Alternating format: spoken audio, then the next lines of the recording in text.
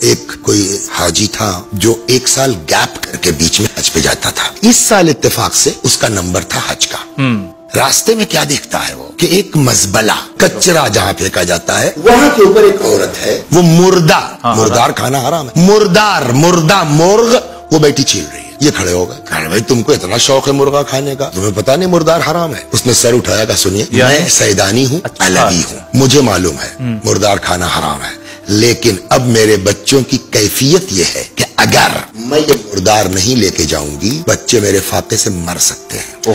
اب یہ کئی حج کر چکا ہے, اب اس نے فیصلہ کیا, سوچنا شروع کیا, میرے اوپر حج واجب تو نہیں ہے, واجب حج کر چکا ہوں, میں مستحبی عمل کے لیے جاؤں اور ایک سیدانی وہ فقر کی وجہ سے مردار کھائے. دیکھیں صحیح فیصلہ بھی اللہ کی بڑی نعمت ہے. بہت وہیں اس نے فیصلہ کیا کیا کہ میں حج پہ نہیں جاؤں گا. اچھا. اور وہ جو کچھ لیا تھا اس نے اس دیا کہ یہ لیجئے, آپ اس مردار چھوڑیے, جائیے اپنے کھانے پینے کا انتظام کیجیے. جو اس کے رفقا تھے, ساتھی تھے, جن کے ساتھ جاتا تھا حج کے اوپر, اس نے کہا بھائی آپ لوگ جائیے, اس سال میں نہیں جاؤں گا. کیوں؟ کہ میری اپنی کچھ پرابلم ہے. قافلہ چلا گیا. اب جب حاجی حج کر کے پلٹے تو جیسے پبلک جاتی ہے استقبال کے لیے, یہ بھی حاجیوں کے استقبال کے لیے گئے. اب جو قافلے والے پلٹے, اس پر نظر پڑی, تم کب آ گئے؟ کہنے بھائی میں گئے ہی کب تھا, کیا یار وہاں منا میں ملے یہ بات کہی تم بھول گئے. تب تک دوسرا آدمی, تب جو مل رہا ہے وہاں ملے تھے, وہاں ملے تھے, وہاں ملے تھے. اگر یہ جو مل رہا ہے وہ کہہ رہا ہے تم ملے, یہ چکر کیا ہے؟ خیر رات ایسو گیا. سید کس کی نسل میں ہے؟ اولاد پیغمبر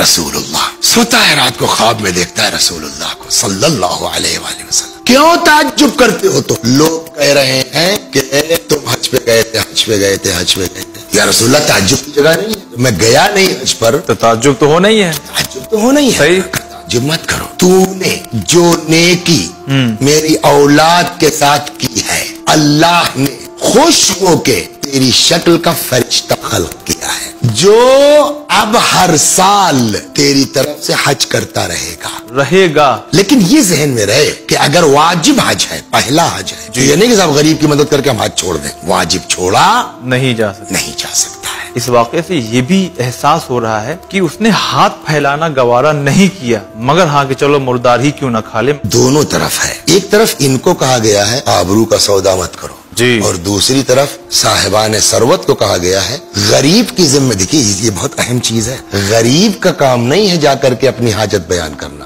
ہم ڈھونڈے. ہماری ذمہ داری ہے کہ تلاش کریں کون ضرورت مند ہے.